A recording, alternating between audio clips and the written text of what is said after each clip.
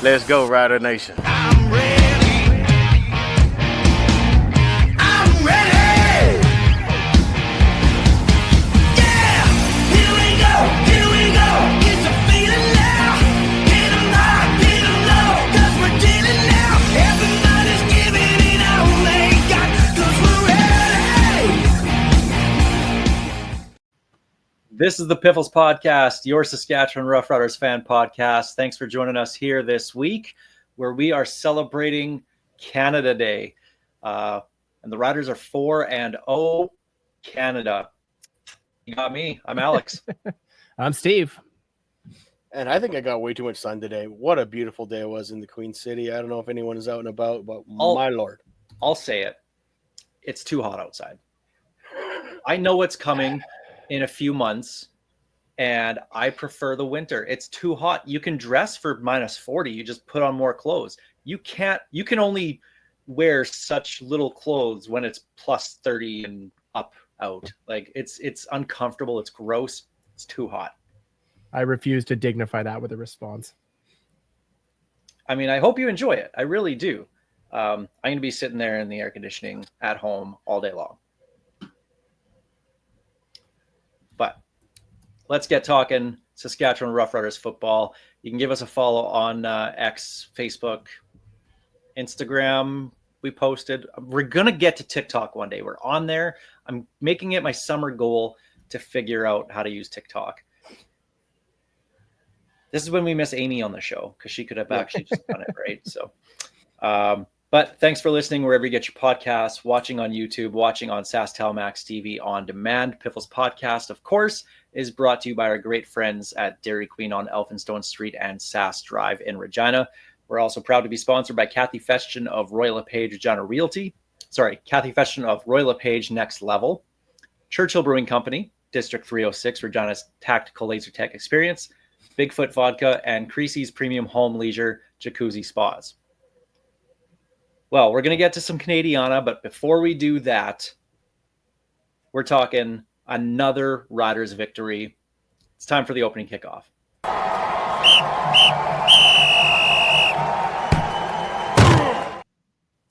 Riders beat the BC Lions 37-18 in a score that really flattered BC at the end.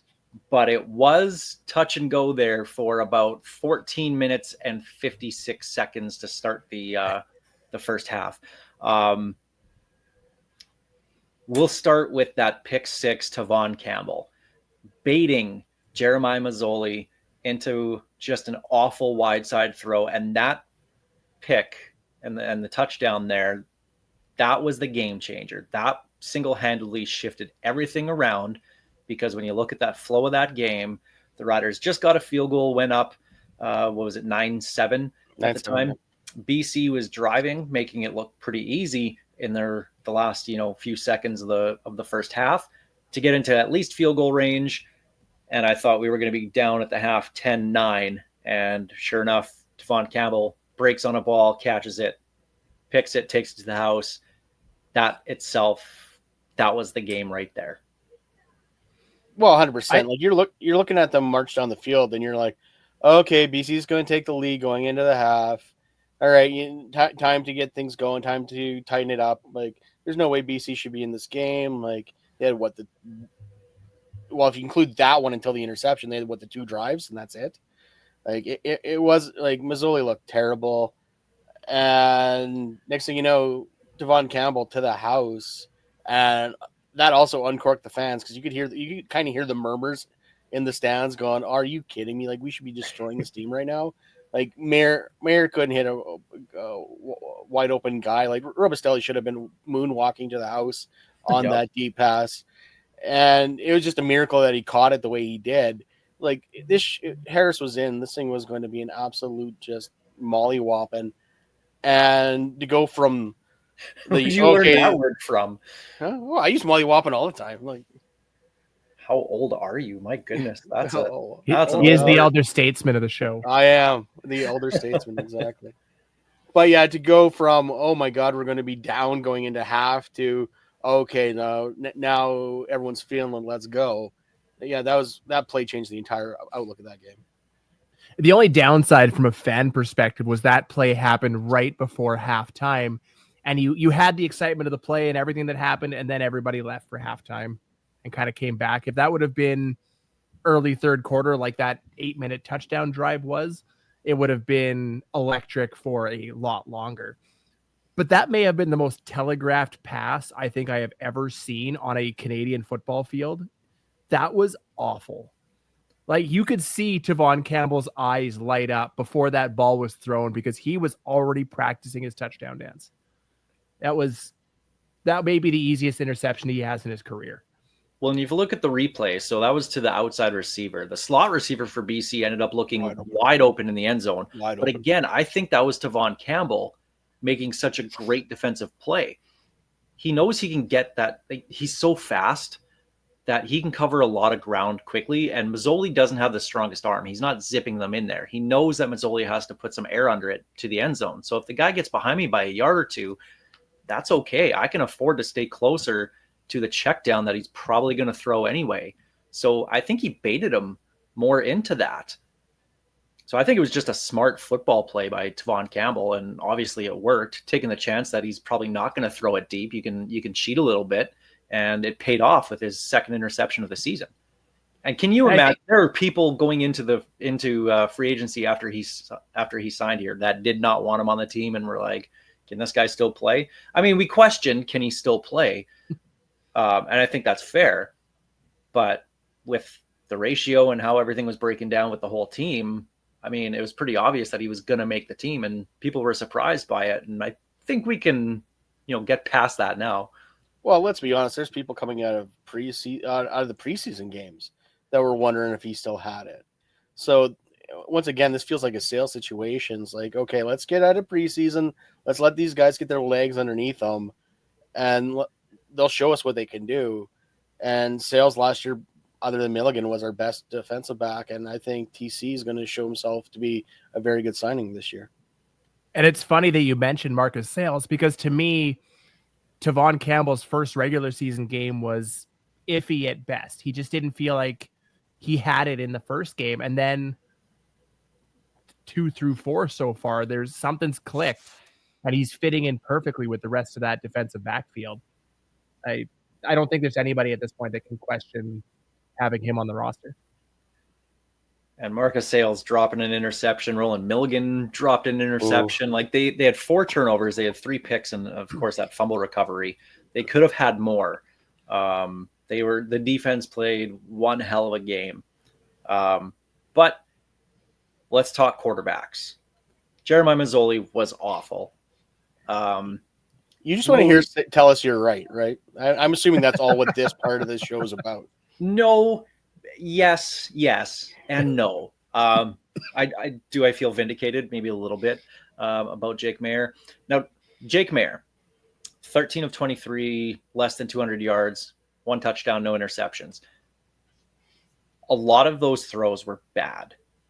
Even the ones that were caught, the receivers had to make good athletic plays to get back to the ball, or whatever the case is. Or in the case of the Robustelli catch down the sidelines, probably should have been a touchdown, should have been thrown a little bit more onto the inside, especially with how wide open he was. But Jake Maier did have a defender running right at him with his arms in the air, so he just kind of chucked it up. I'll give him the benefit of the doubt on that. His best throw was on a throw he didn't need. It was that kill shot to Del Duncan Busby. Fantastic ball thrown. Great for a touchdown. I mean, it ultimately didn't mean anything in the big, the grand scope of the game, because that was just the final nail in the coffin, I guess. But the most important thing about Jake Maier was that he didn't turn the ball over. That was, and that's the big thing. When you can have a backup quarterback come in, throw for 55%, whatever he was, something like that. I'd like to see that number a little bit higher. Couple 100 yards, a touchdown, and no interceptions. I think you'd be doing okay. So ultimately, Jake Maier did not turn the ball over. He managed the game quite well. Obviously, there's room for improvement, but at the same time, hopefully we don't see him play anymore when Harris comes back after the bye. I think with this, what you need out of Jake Maier is exactly what you got. Let AJ Ouellette and that offensive line that suddenly learned how to run block. What do the kids say? Cook. Let them cook or let them eat, whatever it is. I'm not down with that. And yet I'm the elder statesman. Okay. Steve's got all the riz. My goodness. I get Yeah. no. But you basically, you don't put the game in his hands. And the biggest difference between Jeremiah Masoli as backup and Jake Maier was he managed the game. He took what was given to him, not to the extent that you expect out of your starter, but enough to win a football game. And that's all you want. That's all you need. And if that, to me, I would prefer that versus what Shea Patterson or anybody else gave us over the last few years, where, yeah, they might have put up a few more yards, but it came at a cost. And at least Jake Maier is experienced enough to not take those risks, or at least he wasn't, this week. Okay, but here's your problem, though. Yes, he did enough to win. Yes, he didn't turn the ball over. This BC team is not good. Like, No. and that's not even without Rourke. They're just, even that defense, like, the Riders had their way with them, and we could barely make a pass that first half. The fact remains is, sure, Jake was okay against BC. What happens if, God forbid, we have to have him against Winnipeg? What happens if we have to play a decent enough Argos team when Chad Kelly's back, or Hamilton when they finally get their stuff figured out? Like, we're fortunate enough to be at the top third of the league right now with us, Montreal, and Winnipeg. If we need him when the games count, I'm not confident that it's going to be as easy as it was this week. Well, and that's why it was good to, even if Harris would have been good to go, that with the bye week and the timing of everything, it would have been smart just to keep Harris out anyway. And I mean, a win's a win, right? Anytime you win with a backup quarterback, it's a good game, right? So, but you mentioned that the help that he had with the run game, and Ouellette going for 139 yards in the touchdown. Again, a nice touchdown run from Ouellette going on the outside and breaking a couple guys at the goal line. But it was all day long, he was just getting chunk plays. It started, the very first run was for like 15 or 16 yards or whatever it was.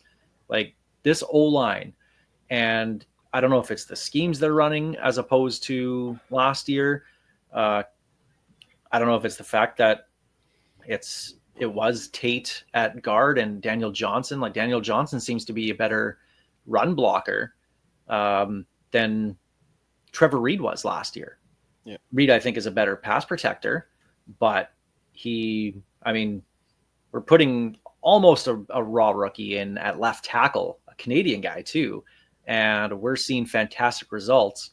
Moving Brammer to right guard has been just wonderful. That right side is creating such big holes that I could probably gain like 4 yards, that'd be impressive. And you look at how AJ's running, obviously the slim down version of him. But I think he's being more patient and letting those blocks get there first. So I think it's the confidence in the plays being called. I think it's the play calling, and the second year with Mark Mueller, they're understanding the concepts and the schemes that we're starting to see this patience pay off in the run game. And we're seeing the Riders just dominate in the trenches. You're definitely seeing AJ wait a half second before he tries to hit the hole. Last year, he was always through the hole before the block was set up, and he was initiating that first contact. And now he's letting his blockers at least take the initial one, and then he's able to make his cuts. And it looks... Here's the concept, don't get hit. Yeah, exactly. Like, I understand. Don't get me wrong. Like, there's a few times he tried to be... He can still do bully ball, and he proved that this week. There's a few there where he initiated contact, and in comes his offensive lineman pushing him for another 3-4 yards behind him, which is fine.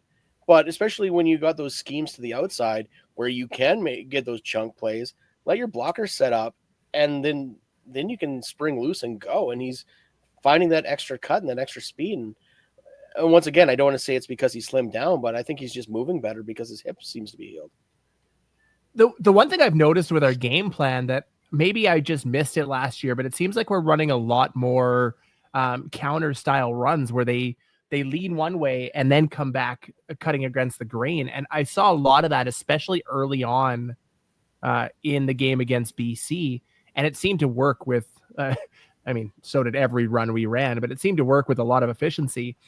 And I'm wondering if that's something that they're throwing in there a little more, and something to get people moving away from the runner. Just whatever it is, whatever they're throwing together in that game plan is working.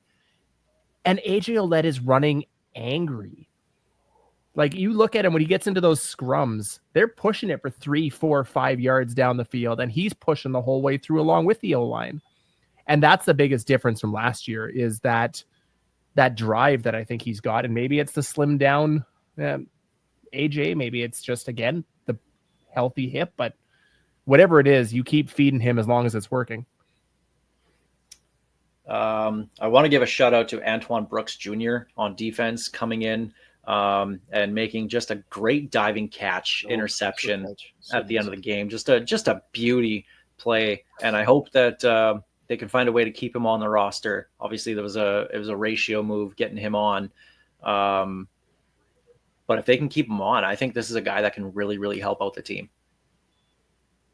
Well, I think the ratio is going to flip now that chances are Tate's out with his arm in a sling.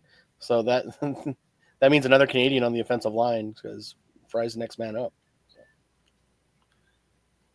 Yeah, but on the flip side, we saw another injury last week that hopefully, touchdown Tommy is good to go after the bye week, but he looked a little worse for wear in his injury, or in his was it the third quarter, late in the third or early fourth? Beginning of the fourth. Yeah, it was the punt in the beginning of the fourth. Yeah, so I mean, there's your Canadian for an American right there. But when we've seen guys like Marcus Sales, you were talking about when you said touchdown Tommy, I thought you meant Tommy Stevens. You're talking about Thomas. Yeah, no, sorry, Thomas the Train. There we go. Okay. Yeah, mixing Tommy the Stevens finished the game running the ball 5 out of 6 times. Like, what are you talking about? Wasn't that fun to watch too?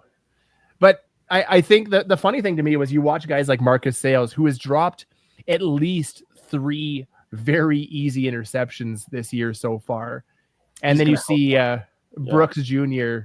with that diving kick. It was just the comparison between the two is fun to watch. But we know Marcus Sales is going to be good for a couple soon. And MOP Roland Milligan Jr. Obviously, I was hoping he was going to house another. Oh, one. I thought he was so close. He looked like Deron Carter on Bo Levi Mitchell. He was pushing for everything he had. Best defensive back the Riders have had since Deron Carter. Absolutely. Yep. Easy. Mentioned that injury to Trevon Tate, and that was a shoulder. It looked like shoulder right off the bat, but his arm was in a sling post game. So that's the big one. Zach Fry probably comes in at left guard for next game. Noah Zur probably gets the call up as the 6th offensive lineman, is my guess. We'll have to wait a week until practice next week to see exactly how that shakes out. But is this a case where maybe you give a call to Trevor Reed and see what his availability is and if he can pass a physical? Because that was the reason why he got cut by the Minnesota Vikings was an injury, off-season injury that he had. Maybe that's a phone call Jeremy O'Day makes in this bye week. I'm torn because like he was so good out of that tackle spot, but Johnson's playing so good. If Johnson was a liability at tackle, I'm like, yeah, you make that call, no problem. But I don't know. Now I'm torn because yes, he's very, very good, but at the same time, I don't want to mess with it too much. I think that depends entirely on Tate's injury. If it's a 2 or 3 week thing, I think you skate by with what you got. But if it's a 8, 10, 12 week major shoulder injury, yeah, you make that call. You got to fill that spot somehow. And obviously Trevor Reed would be a great spot or a great player to jump in and take over. But my guess is he's healing that injury and holding out for his NFL look, because he's got the talent for sure. And with Peyton Collins being hurt, I guess the only other guy that they could look at on the roster right now is Darius Washington. But again, if he can play guard, that's the thing, because you're not going to move Daniel Johnson right now out of left tackle and you keep everybody else the same. So that'll be something to watch next week, exactly how that plays out. But that's the big injury from this one. The honor roll, while we're talking about the offensive line, third time in 4 weeks to start the season, the Riders offensive line has graded out the best as a unit by Pro Football Focus, PFF. We sing his praises all the time, but what Edwin Harrison is doing with this O-line is nothing short of masterful. They need to have an assistant coach of the year award. Yeah. Or not an assistant, but like a positional coach. Coach. Yeah. They gotta do something like that, because these guys just aren't getting the props that they deserve. And what Harrison has done with this makeshift offensive line, like when you think about it, McEwen and Gagnon being hurt, you're missing Trevor Reed from last year. You're down two more guys, right? Like you're down to, all of a sudden you're down to your 10th guy already, theoretically on paper going into the season. And these guys are the best in the league. And it's not really that close. Well, the only other one that won was Edmonton last week, I think was, and they had an okay, probably because Trey Ford was running around everywhere, so they got a lot of points, making sure he didn't get destroyed. But by far the best line in the league, and I love everything Harrison's done. We've said it week after week. At this point, lock that man up for as long as you can. Whatever the longest positional coach contract you can do, you need him here as long as he's willing to do it. And I have full faith in whoever he rolls out to play at a all-star level at this point. After, was it 18 different guys last year, already up to 10 different guys this year? And they don't skip a beat. What else do we say? And then the rest of the honor roll, Tavon Campbell was the highest graded defensive back. No surprise with the 89-yard pick six. Although I'm surprised they didn't go with, was it Derek Sluka of the Toronto Argonauts for 200-plus yard touchdown, one on a fumble return, one on a blocked field goal. Just an unreal game by a safety. I got tired watching him run. And Mario Alford, again, grading out as the highest returner. So another 3 honor roll awards for the Riders. And Mario Alford didn't have a huge game returning, obviously not like he did against Toronto, but still another very solid game with returns. Again, he's been just excellent to start the season. So as we hit the bye week here, what needs to be fixed by the Riders? Is it kicking? Because Brett Lothar was just 5 for 5. Is that door kind of shut now? I can't even say punting. I can't even say punting because Coach knocked some rockets this past week. They had some very good directional kicks too. It's just, I don't know. What they need to do is clean up on their on the penalty situation. They're still having issues with that. They need to just calm down. I don't know, go to yoga, maybe do some meditating. But it's just, we got to stop the stupid penalties, because that's one day that's going to backfire on us against a way better team. I'm glad you mentioned that, Steven. I'm sorry to cut you off here before you go, but this brings up somebody on Twitter that brought this up, Papa T31, with a bunch of numbers, but made a really good point about those penalties. He says, I'm hating the amount of penalties we're taking, but the amount of dirty stuff going on during and after the plays by both the Argos and the Lions was driving me nuts. These teams and others will continue to do this if it's going to draw retaliation penalties from us. Both games, we weren't the instigators, but got caught retaliating. Teams are going to pick up on that, and coach is going to have to get heavy-handed again. As for the Argos and Lions instigating this BS, Argos and Lions are, and then hot garbage. But it makes a really good point, because that discipline, it's going to catch up to them at some point. The one thing I did love, though, on the one touchdown drive by BC, every member of the starting defensive line got a major 15 or 25-yard penalty. You know what? If you're going to do it, you might as well go all out. Malik Carney felt a little left out with that one. That was it. Yeah, Shane Ray, Micah Johnson, and Mike Rose all got penalties in that scrum, and it was 2 plays later that Malik Carney got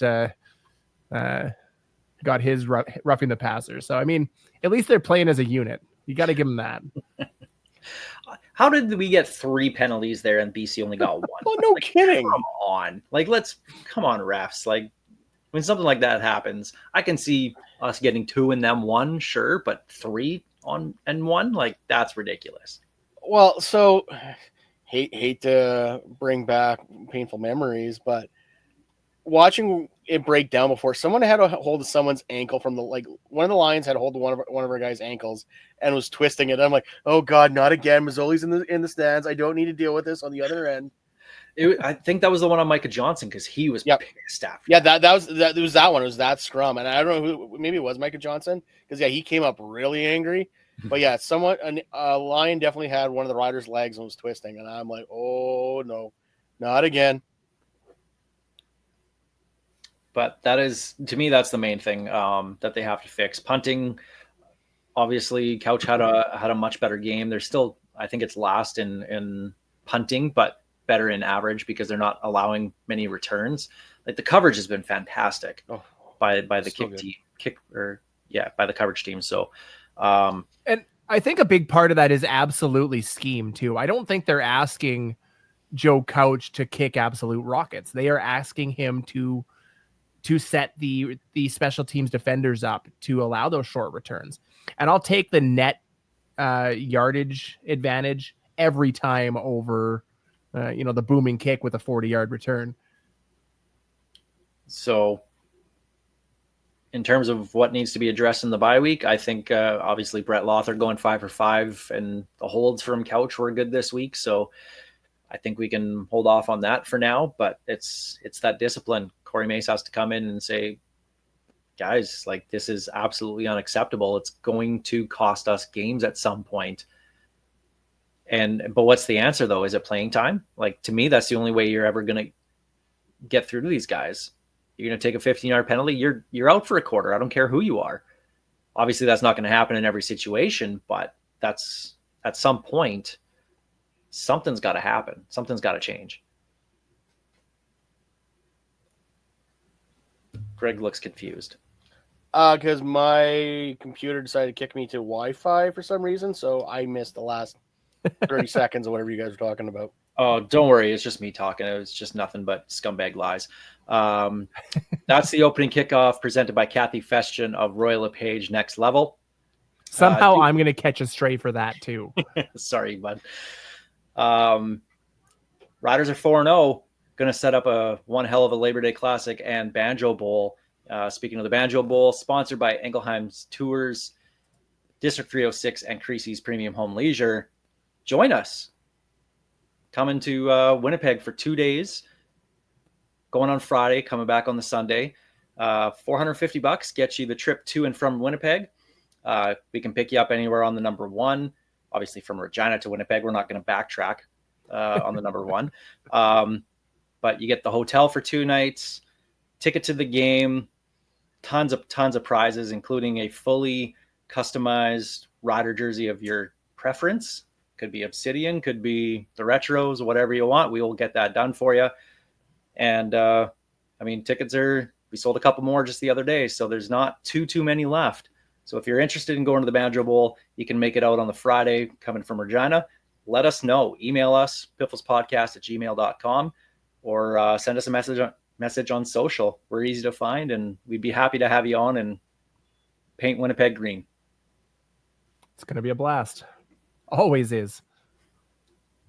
Speaking of a blast, let's see if Greg can ruin my fun for Remember That Guy. Last week, I destroyed it. I apologize. So what I'll do this week, if I think I have it, I'll say you can blurt it out. I don't care. I've made sure you will not get it on the first question. I have made sure about that. because you're gonna. It The is first question is college, he yeah. played for the Riders. Yeah, it's so generic. You get on the first one, I give up. You've obviously broken into my Google Doc. All right. Well, let's remember some rider history, some rider greats, or just riders. Maybe not be greats. We don't know. We'll find out. But it's time for Remember That Guy, sponsored by District 306, Regina's Tactical Laser Tech Experience. Greg, how many Vanstones is this one? This one's about a 2 Vanstone. I Okay. will admit it's fairly easy. But I made sure it's not going to be a 1 Vanstone or 0 Vanstone by how quickly you answered last week. All right. Okay. Well, let's see. Let's remember that guy. 2-time Dennis rider. Kyle. Dennis Kyle was not a 2-time rider. Damn it. Sean Lemon. No, we've already got him. Ah, Winner of both the Peter Gorman and the Heck Crichton Award in U Sports. what is the So that's Peter Rick- Gorman Award? That's the Rookie of the Year. Ah. He's a Grey Cup champion.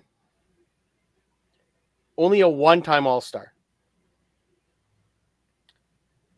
This might give it away. In his career, he's called Detroit, Chicago, Regina, and Hamilton home. No? Detroit, Okay, this one might give it away then. Chicago. Regular season and playoffs, 50 career touchdowns and 9,355 receiving yards. No? Oh, was it Andy Fantuz? It is Andy Fantuz. Okay, I thought he went to the Jets, didn't he? No, he went to Detroit first, and then he went to Chicago, and then he came back from Chicago and broke his leg, or whatever happened to him. But yeah. Oh, maybe I think the it was As a Bears. Packers fan, I refuse to acknowledge them, knowing that he went to Detroit and Chicago. maybe it was Dressler that went to Dressler Yeah, to KC. Jets. Went to Did he KC. ju- He went to KC. Who the hell went to the Jets? Dominguez. Dominguez, yeah. Yeah, he was with the Broncos too, I think. Actually, that was really cool seeing Dominguez and It Joe was. and Joe at the game this past weekend. And my final quick hint that you guys definitely would have got it was competed with Snap, Crackle, and Pop. Fantuz flakes, baby. And the reason why Fantuz came in is because I was watching the highlights of the 2010 home opener today. Can you believe that game was 15 years ago? Oh. With how etched that whole series is in our brains, obviously leading back to the 2009, how that ended. The entire the CFL highlight package is still on YouTube, and it is like 13 minutes. Yeah, most of And- them are like 6 minutes long. This one's 13. It is so long and it's so good because it's like I forgot about like Bag absolutely burning that guy on that one touchdown. Oh, yeah, I forgot 87 about yards. I forgot how much up the Alouettes were. Like I thought it went back and forth the entire time. I forgot we had to come back in the fourth for that one. Oh, yeah. Fantuz didn't get his first touchdown until 43 seconds left in the game to tie it up. And they called it short of the goal line. Yeah, they originally. did. I remember that. because he And he was jumped out clearly in because by a he was yard. catching on his way out. Yeah. Touched his feet, but he got tackled out. So yeah, so it had to go to review. But yeah, it's funny though because if you listen to the highlights, Cuthbert's talking about how the Alouettes keep going at Donovan, and every catch is at Donovan. Like, SJ Green just abused him. Donovan Alexander. He was not good for us that no, night, he was for not. sure. Appreciate One thing Rodriguez though. He looked so good that game too. Actually, they had Ryan Getzlaff was in for that game. Yep. And they were interviewing him on the sideline when Preche had that big long cut or that pump and go touchdown. I think it was a pump and go that he ran. But he had a big play. Oh yeah, he had a couple of them. He got 2 Yeah. touchdowns that game. Yeah. The one thing I'll remember about that, obviously, besides the SJ Green touchdown, or it's 2-point convert, besides the 2-minute. The convert is the catch I have hanging above my desk here. Yeah. Yeah. Besides that catch, obviously the too many men again. Yeah. It was on the missed field goal return that Montreal scored a touchdown on. I'm blanking on who their kick returner was. But that little Coburn? dude, Was it Tim Coburn? Maypray, maybe. Oh, Maypray. It was Maypray. It was definitely Maypray. He was so fast. Yeah. Rob Bagg almost caught him. Yeah. If he had another 5-10 yards of real estate, Rob Bagg probably would have caught him. and the angle that he took to track that little guy down was just incredible. And we forget how fast Rob Bagg actually was before all the knee injuries. He was unbelievably fast. And always, for whatever reason, that I just remember him almost catching him. But yeah, no, it's definitely Tim Maypray. Now that I watched that highlight package this morning, yeah, it's definitely Tim Maypray. Anyway, back to Andy Fantuz though. 07, you mentioned he's a Grey Cup champion. The touchdown catch, throwing the bomber out of the way to sneak underneath his arm tackle and get into the end zone. That was maybe not his shining moment as a rider, but one of his biggest ones for sure. All I remember from that touchdown was him carrying the ball like a loaf of bread and shoving the bomber out of the way and having that elation and fear all at the exact same moment. I just wish Andy Fantuz could have played the Calgary Stampeders every single week. Him and Chris Getzlaff.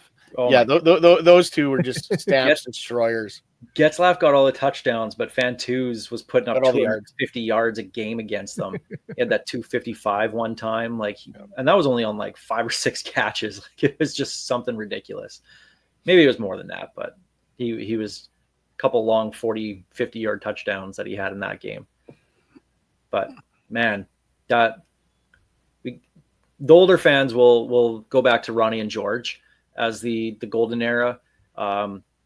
I don't want to say the younger because I don't feel that young anymore. But our demographic, Generation X. Yeah, we'll go back to that, 06 to 13 run as our golden era of the Riders. And Andy Fantuz was such a big part of that. Well, the entire Canadian Air Force at that point, it was incredible how many solid Canadian receivers we were running back then. Back when people said, "Oh, you can't have that many Canadian receivers," well, we were just kept on just popping them out. You're gonna hear a lot of those names pop up later in this episode when we go through our list, because that was what a lot of our generation and obviously the one after it. That's where we fell in love with the game all over again. That was fun to watch. I miss those days. I stand by everyone who says that the Ronnie and George was the golden era. I'm like, it was an era, but the golden era truly for success for the Riders was that 06 to 13. Yeah, it is definitely the most financially stable and the most successful they've been on the field. Wish we had a few more Grey Cups out of it, but that's beside the point. But still, to this day, you'll still see a bunch of 83 jerseys at home games. Lots of green 83 jerseys, even though he left us and went to Hamilton and decided to not win another Grey Cup because he went to Hamilton in 2013. But Andy Fantuz, just a great rider, and he'll be coming up on a list that we'll be doing here in just a little bit. But that's Remember That Guy, sponsored by District 306, Regina's tactical laser tech experience. Time for the Churchill Brewing Company odds and end zones. We put this off, and I need to rephrase how I'm going to do this. So on the last road game against the Argos, we were talking about play-by-play commentators for the CFL. Talked about Dustin Nielsen, and I brought up Marshall Ferguson, who was calling that Rider game. He called Dustin just did the last one here. Very, very different styles. I said I prefer Marshall Ferguson to Dustin Nielsen. I think I kind of set it up like it's going to be a fight over the two, which is not how I intended it to go, because they're so drastically different for different reasons. And I will preface this by saying I love Dustin Nielsen. I think the energy he's brought to the CFL over the last couple of years for being, I guess, nationally. I don't want to call him kind of unknown, but he was very local, obviously, in Edmonton, still is with Edmonton Sports Talk now, but he was, a TSN radio guy in Edmonton.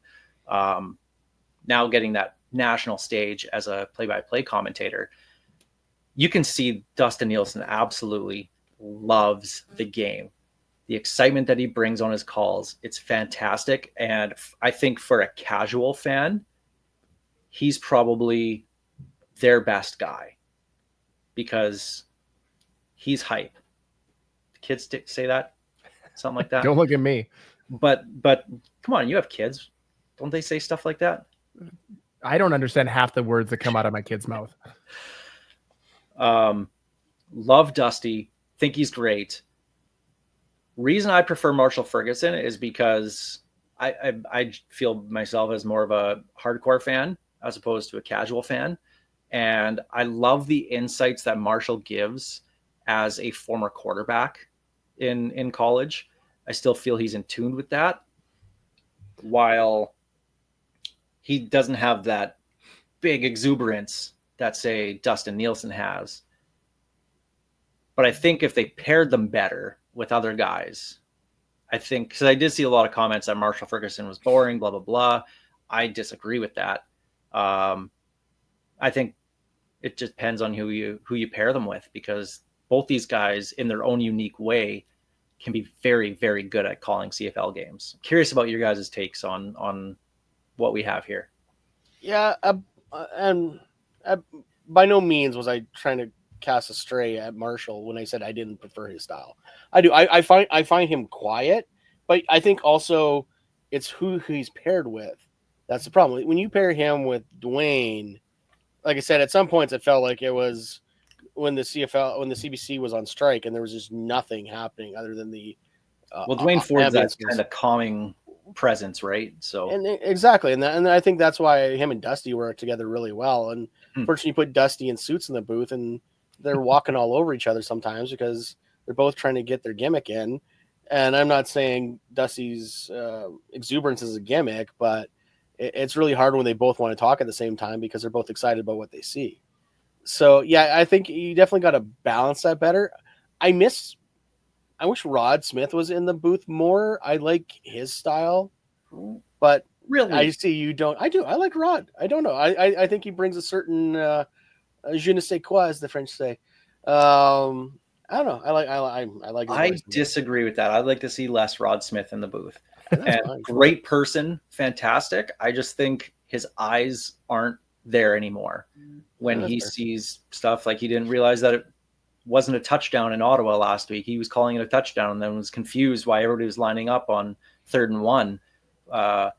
And that's, to be I mean, fair to though, be that's fair, also his spotter needs to. Yeah, and correct he's him on looking that. at the screen, right? He's not actually looking at the field, right? He's calling it off the screen in front of him.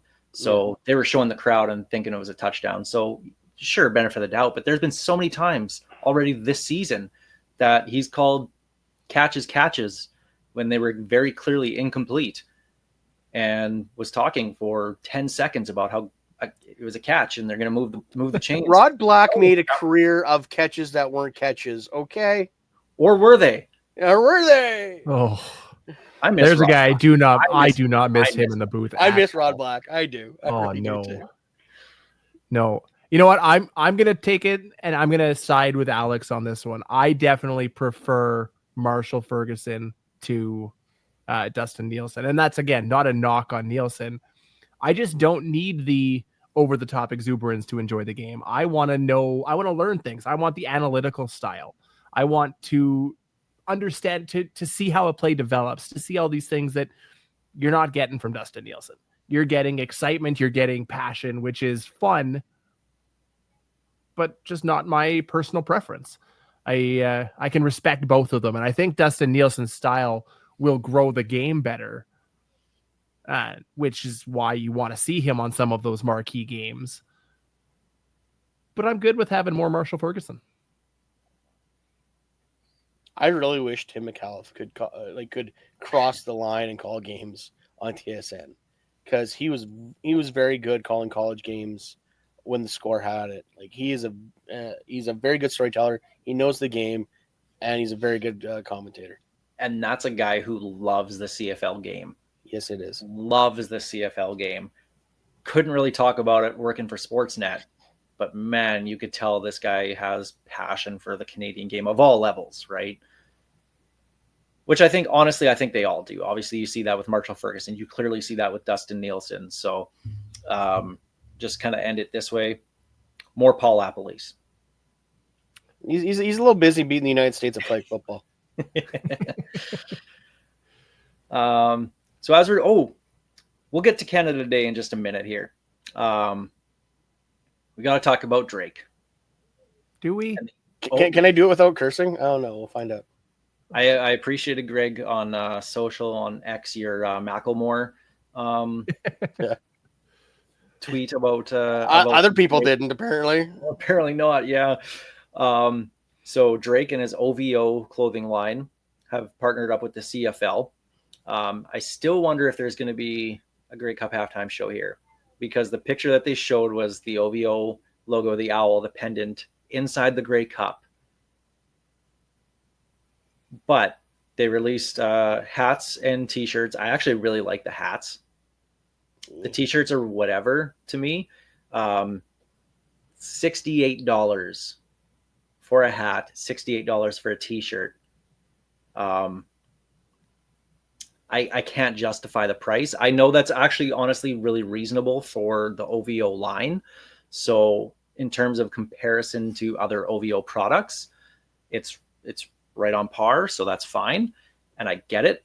They're not marketing to me. They got me. I got, how many Rider hats do I have sitting back here, right? I got my shirts and everything. I got my jerseys. They're not marketing to me, and that's great. Hopefully this brings in the younger crowd. Are they going to spend $70 on a Rider hat or a Rider shirt just because it's OVO? I don't know. And someone tried to tell me, well, they're not marketing. I understand that they're not marketing to me. This is not something I would buy. And they shouldn't be marketing to us. No, you're right. They got us. Do everything my way. Yeah. But the fact remains is it's still a $70 shirt that looks like the other $70 shirt that all the other teams have. It just says Rough Riders on it. I don't get like I said, maybe I'm not with it, and they changed what it was, and so I'm no longer with it. But am I really that out of touch with the children? No, it's the children's fault. It's the children's ones that are wrong. It's just, I don't know. It's a white shirt. It says Rough Riders. It's got the owl behind, a clip art photo scene, and it's $70. Well, he charges way more for his other stuff. How does he charge more for other stuff? I don't get that. It's not even nice. Like, it's whatever. Get off my lawn. Anyway. That the problem I have with this is it has made me feel as old as I am now. I have gotten by hoping and pretending that I was in my much younger days, but you are a man. You are 40. I am a man. I'm 40. People said they weren't marketing to me. They weren't marketing to the olds. And I died a little inside. And I'm like, dude, I'm 40. I'm not in the grave yet. But I get it. This is not for the 40 and up crowd. This is for your, I don't know, what's his market nowadays? It's dwindling. I know that much. And there would be nothing more peak. Joke about the age there. Yeah, I was going to say, oh, so close. That's why I stopped. That's the whole string of chord, and it's probably A minor, right? Yeah. There would be nothing more peak CFL than the Super Bowl getting Kendrick Lamar and then the CFL getting, or the Grey Cup getting Drake. Yep. That would be the CFL in a nutshell. And the only one that would be super excited would be Joe Robustelli. And I think that's part of my problem right now is it'd be one thing if they announced this 5 years ago when he was still on an upward trajectory or even just maybe plateauing. But in the past year, his market value of his brand is basically going down faster than the Red Blacks right now. And it's why he partnered with the CFL because nobody else will partner with him right now. Exactly. Well, that's it. It's like, you do realize, one, the so-called allegations in the Kendrick Lamar song, you do realize his brand is fading. And 5 years ago, he probably never even would have broached this. And now he needs all the help he can get to try to revive his brand. And so I think that's my major problem with it. It's not for me, and the kids are doing the hip hopping and the bip bopping with the jazz music, and I don't know. But the fact remains is it's not a good pairing right now. It's you're hitching yourself to a dying star. Yeah, I'll agree with that. That's my thing. Is if this happened a few years ago, absolutely, this should be a much bigger deal. Um, it's weird. The CFL actually only posted about it on Instagram. Yeah. I'm so like that's really weird to me that they didn't. The CFL's account did not post it on Facebook. On like the team accounts did, but not the league, which is kind of weird to me. You'd think they'd be all over this. This is a huge partnership because it is a huge partnership. Let's be honest. And I think honestly, it's a good one. 5 years ago, But I'm also trying to figure out how selling overpriced shirts helps push this league. Well, I think It's more the opposite. about it's more about his brand than the league. Yes, and that's why the league needs to get back into. We've talked about the Riders getting back into co-ops, and getting CFL merch and giant tigers. Like sure, it's only a $20 shirt, but it's more affordable for everybody. If you can't get to games, you just want to be, yeah, I'll give them $20 for a t-shirt. Like that's perfect. That's what the league needs to do. And then if you can, like we talked about in the off season when we did our 2-part marketing show, was that it's expensive to be a pro sports fan now. It never used to be this expensive. It's so expensive now that you're limiting who can actually be fans of your product. And by not having shirts that are fairly affordable, like it's kind of tough. But anyway, I'm still waiting on the halftime announcement, which, I mean, I'm thinking that's where we're headed. I'd be. It makes too much sense, right? But then again, maybe this is the only way they get Drake to Winnipeg. Maybe. You saying Drake's not coming on our bus? We don't know yet. We actually haven't asked him. We should maybe we'll give him a discount on it. If we buy a shirt, maybe he'll buy a Banjo Bowl bus ticket with us. Still not worth the shirt. We'll just play Kendrick the whole way up there. Well, we're doing this show on Canada Day. It's July 1st. As we do this, really quick, one thing, you guys. What is your favorite part of Canadiana in the CFL? The Rouge. Always the Rouge. I love the Rouge. I think the Rouge needs to be changed, but I love the Rouge. When people sing the anthem correct? Hey, they're just trying to have fun, Greg. I'm still waiting for finding out how the Riders are doing the anthem. I still haven't found that one out yet. Thanks, Bomber fans, for being in my mentions. Anyway, honestly, the ratio, as much as it's a lot of people like to fight about it, it's good to know that there's guys like Logan Furland from small town Saskatchewan, guys like Stephen Smith, who's on the Argos from Abernathy, played 6-man football growing up and now is playing pro. And I'm not saying that these guys couldn't have made it, but the ratio definitely helps when you. They may not have gotten a shot, right? Exactly. So it's hard for a guy coming out of junior to catch eyes. And fortunately, the territorial junior program in the CFL has brought a lot of great players into the league, including, unfortunately, Andrew Harris. I don't care. He's the coach. He's still going to catch it straight for me. I don't care. Who actually should get some props just on the running game alone, because I think I'm not there yet. We'll be there when he's lifting the Grey Cup in Winnipeg's locker room in November.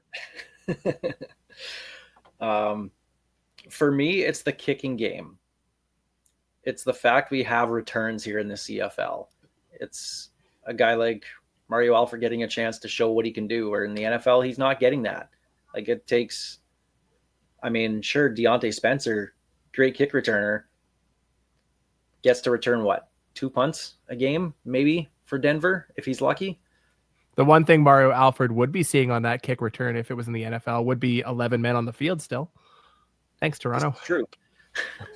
But I love that we make special teams a big part of the game, which every other American league does not do. The XFL or UFL, whatever they're called now, is gearing a little bit more towards having a bit of return game, but the CFL has an electric return game when every kick gets returned.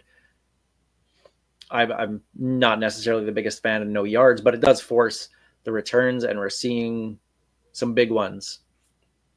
And it's just a big part of the game, and that's something that I hope. I mean, talked to Mario Alford about it last year. Hope that's something that never changes. Yep. So keep it going, Canada. And add into that the placement of the field goal posts. That little I extra bet you bit that Cody allows Fajardo those returns. disagrees. That's Kyron fair. Moore was open. I never wanted to see I never cared about where those things were until that play, and then I'm like, God damn, move them to the back of the end zone. Oh. All right. Without an enemy preview, we're still going to do something here. We're going to do this presented by Creasy's Premium Home Leisure Jacuzzi Spas.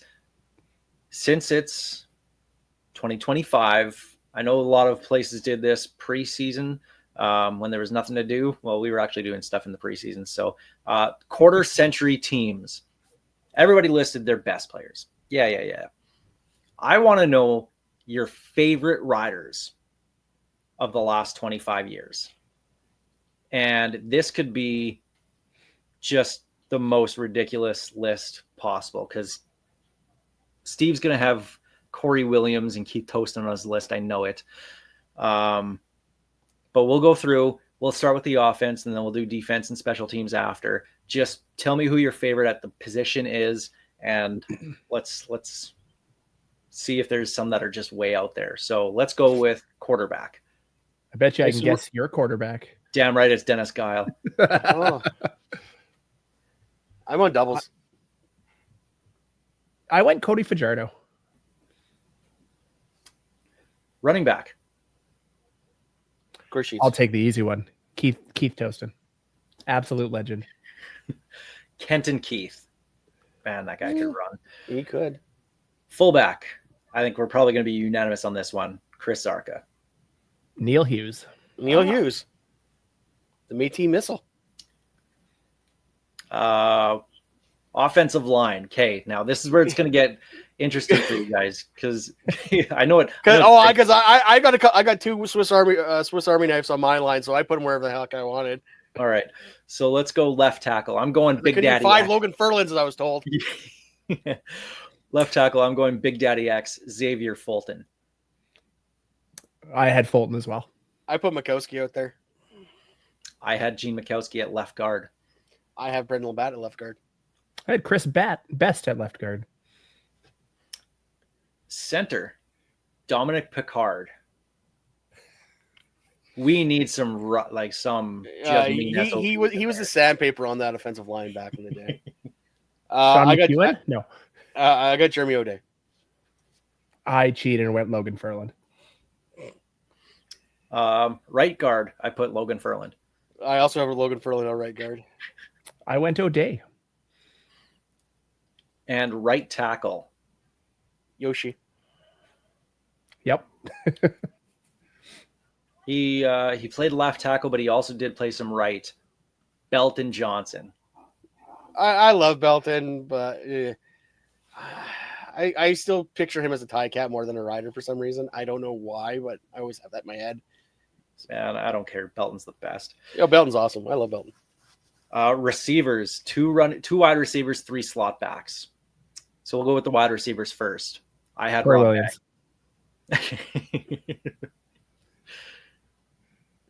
David John Flick and Andy Fantuz are mine. My other wide receiver was Deron Carter. Also good. Ooh, I missed that. I went with Andy Fantuz. I had Andy Fantuz as one of my slot backs. My other two that at slot that I had, Weston Dressler and Bakari Grant. Damn it. I also had Bakari Grant, and it's only because he was part of our Piffles Bowl. He's a beauty. He was, absolutely. He's You're going to find a few of those names on this list. Just saying.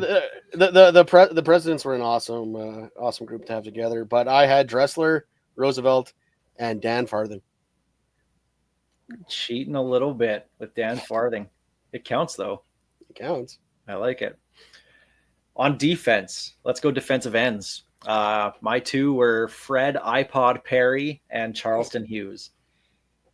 I went Stevie Baggs and Fred Perry. I went Willie Jefferson and Charleston Hughes. Man, you know how hard it was for me to keep Willie Jefferson off my list? I love that guy so much. I had him off and I put him back on, and the guy took him off. I don't regret taking him off. Let's put it that way. The tackles, defensive tackles, mine were Nate Davis and Micah Johnson. Apparently you were inside my brain on that one. Micah, definitely. Micah's an easy one. Scott Schultz was mine. Surprised none of us actually said Scott Schultz and Nate Davis. I had Scott Schultz and Nate Davis, but I had Scott Schultz as an end, so I had to pivot because he was definitely not a defensive end. No. Gary Echeverry's a defensive line, he might have been. Right? Linebackers, we'll go with three here. I had Reggie Hunt, Ray Williams, and Derek Moncrief. I had Reggie Hunt, Mike McCullough, and only for his hit on Dave Dickinson, Jackie Mitchell. Well, that hit in BC Place. Still one of my favorite hits. We'll talk about hits when we get to my cornerback. Reggie Hunt, Mo Lloyd, and Tyron Brackenridge. Cornerbacks, Omar Morgan, and because of 2007 Grey Cup, James Johnson. Good choice. Oh. I had Eddie Davis and Ed Gainey. Tristan Jackson, Omar Morgan for me. Okay, well, I had Eddie Davis at halfback and Roland Milligan. I had Roland Milligan, and then just because he helped with our other Piffles Bowl, Javon Johnson. Get some love. So you could have swapped Javon Johnson into corner. I know. Yeah. Yeah, I realized that. I wrote this. We talked about this. I wrote this way too quickly before the show because I had the attention span of a toddler and completely forgot. So you get what you get, damn it. Like 4 days that we were planning this, and then we talked about it. What, like a month? I got you mine like the first day. I was like, You oh, did, God. yes. I had Roland Milligan and Ed Gainey as my halfbacks. So, and final position on defense, the safety. That's where I put T-Brack. And that's exactly who I put there. I had T-Brack there, but I moved him to linebacker just so I could put Craig Butler on this list. You want to talk about the next one? Yeah. Craig Butler was unreal those couple years. Who was that? Who was that hit on in Winnipeg? That was Was that Buck Pierce? Yeah, because they made a commercial about it of just Buck Pierce getting destroyed. Yeah, where his helmet And flew Buck off. Pierce is looking at the guy. I'm like, are you kidding me? Basically identical in almost every way to the Jackie Mitchell hit. Just blew him up. Oh. Okay, special teams. My punter was Eddie Johnson. My kicker was Luka Conji. I had Brett and Eddie Johnson. Eddie Johnson just for the mustache. The mustache. Apparently, I like big hits because I took Jamie Borum as my punter, and Lothar is my kicker. Returner, I put Corey Holmes, and then just a special teams like gunner, just a special teams coverage guy, I guess. I put AJ Allen. Corey Holmes and Jorgen Hoos. Get some love. Corey Holmes and the Sweet Flow with Sam Hurl. Ooh. Head coach and GM, Corey Mace and Roy Shivers. Oh, who doesn't love Roy Shivers? I don't know why I didn't put him on my list. I'm a sucker for the current gen, and it's Jeremy O'Day for me. But head coach is Ken Miller. Always Ken Miller. Actually, apparently me and Steve were in the same wheelhouse. I had Ken Miller, and as much as I like Roy, everything Jeremy O'Day has done recently has knocked it out of the park. It's hard for me to argue this. So I put Jeremy. A surprising lack of love for Eric Tillman. Not touching that one either. He orchestrated like the greatest trade of Rider history. So he can have that. Yep. But again, those were our favorite players, not the best ones. So our quarter century, we'll save that for the next bye week in 5 weeks. Because we'll need something to talk about that week. We'll do our actual list of who we thought were the best. So I'm curious how different those lists are going to be from you guys based off that. I don't think Dennis Guile is going to make it as my quarterback, though. That's Probably not. probably not. I don't think Keith Toaston or Corey Williams are making mine. I don't think Dan Farthing's going to probably make the list either. But, All right. Well, we got one more thing to do this week, and I don't We think have to. Steve's not looking forward to it because he's so bad at it. It's time for Piffles picks. Piffles picks. Well, folks, when you're right 52% of the time, you're wrong 48% of the time. To be as bad as I am is kind of impressive. Here. I'm just saying. where'd you get the belt? It's actually sitting right beside me. It's my fantasy football championship belt that I've won 3 of the last 5 years. I got to ship it out to my buddy who works for the Winnipeg Jets, actually. But I'm wearing it because 2 straight weeks, 4-0, smartly going against Steve's picks because you haven't got a game right in the last couple weeks. 2 weeks. No, I went 1-3 2 weeks ago, didn't I? Yeah, and then you went 0-4 and then 0-4. 0-4 again. Sorry, I didn't go 0-4 back to back, did I? Yep. Yeah, you did. Damn. Hey, I'm just saying that's impressive. It's So I was 6-2 at one point. That seems wrong. Wow, what happened? Oh, I don't know, but I joked about it last week, but seriously, I need to start putting money on this. I'm 14-2 against the spread this year. Why doesn't the CFL ask for me to do picks? Jeez, take like Jamie Nye, really? They're still going with him? Okay. Anyway, let's get to our picks this week. The first one is the Stampede Bowl with Brett Michaels of Poison fame playing in Calgary. Winnipeg at Calgary. Steve, do you want to take a guess at the spread on this one first? it's Winnipeg versus Calgary -18. No, -5.5. I assume for Winnipeg, you're saying? Oh yeah. I'm going to say -4.5 for Winnipeg. -3.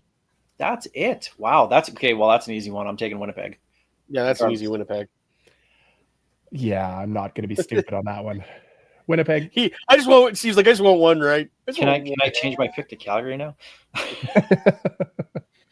Don't get me wrong. It wouldn't break my heart to see Calgary win this one. No, Just not at all. Shut up some people, but I mean, they had the bye week last week, so hopefully they're rested and angry about how crappy they played the week before.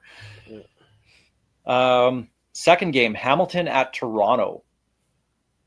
I'll guess it's Hamilton by 2.5. I'm going to guess Toronto by 2.5. Toronto 1.5. I'm on the Ticats on this one. I'm going Toronto. That makes sense because I'm going with the Ticats. Oh, balls. Who's scratching at my door? Which dog? Sorry, guys. 1 second. Just come in. Hi, sweetheart. Yes, come on up here. Weirdo. Anyway, sorry. I got the Ticats in this one. BC at Montreal. Steve, do you want to take a guess on this one? Montreal by... is Davis Alexander practicing? Yes, he is. Is he? 5.5? Haven't looked. I'll go with Montreal 3.5. Montreal -5. These half-point spreads are making me angry. Or lack of half-point spreads. Call it a push. Call it a push. No, I can't do it. It's not Calgary and Ottawa. Montreal. Nothing BC showed me this past week. And if Rourke can't throw a football and it's Mazzoli again, I don't care that it's MBT for Montreal. As bad as he was. And the West is always bad going into Montreal. Always. Yep. So we're all on Montreal on that one. And finally, Ottawa at Edmonton. I will guess Edmonton -1.5. Yeah, I'll go Ottawa -1.5. Ottawa is the slight favorite going into Edmonton. I mean, Dustin Crum moved the ball pretty well. They just fumbled it away at really bad times. Those were the pretenders that I've known and loved. I'm taking Edmonton. Oh. Do it. I'm doing this for the greater good, guys. Thing is, I actually think Edmonton will win this one, just at home. So did I, until Steve said he was taking them. I'm telling you, I was going to start betting on it, like actual. But I know once I start doing that, Steve's going to start getting some right, and I'm going to lose all my money. So Put me on the Elks on that one. Like I said, Ottawa looks bad. It's a small thing. I think Edmonton can surprise a win. well, we're all on Winnipeg, Montreal, and Edmonton this week. So it'll be that Toronto Hamilton Toronto game. Yeah. So You know what? For fun, switch me to Ottawa. Just for fun. I can do that. All right, done. Apparently, he really wants to fall further behind. I gotta make up ground. 8 I games can't- back, just same 4 as you. weeks in. Again, Yeah. that's just impressive. So, Yeah. But I will leave this belt to the side here. It's getting a little heavy, getting all these picks right the last couple of weeks. Okay, the one thing I'm still doing right is winning the CFL fantasy football group, the podcast Woodsy network. does not care about your fantasy football team. Fair.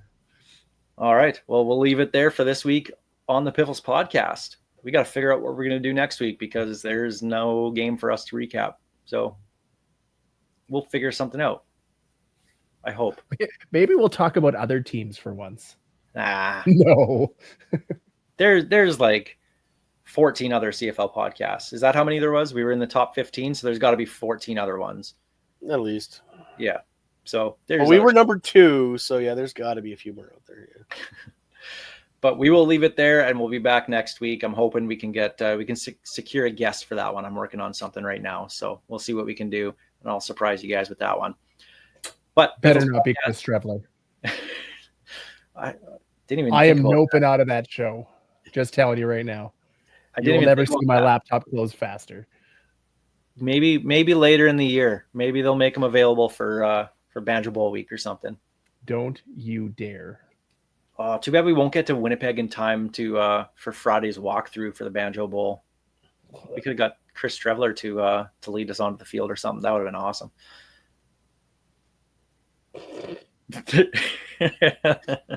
Or something like that, right? Something like that, yeah. Piffles Podcast brought to you by our great friends at Dairy Queen on Elphinstone Street and Sass Drive in Regina. Special thanks, of course, always to Kathy Festian of Royal LePage Next Level, Churchill Brewing Company, District 306, Regina's Tactical Laser Tech Experience, Bigfoot Vodka, and Creasy's Premium Home Leisure Jacuzzi Spas for their support making this show possible. Thanks for listening or watching on SaskTel Max or on YouTube.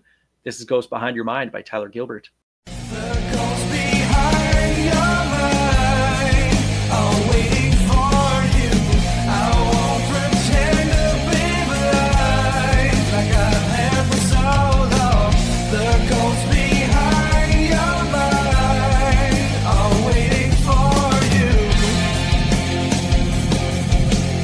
Thank you for being such a big supporter and fan of the CFL and myself personally.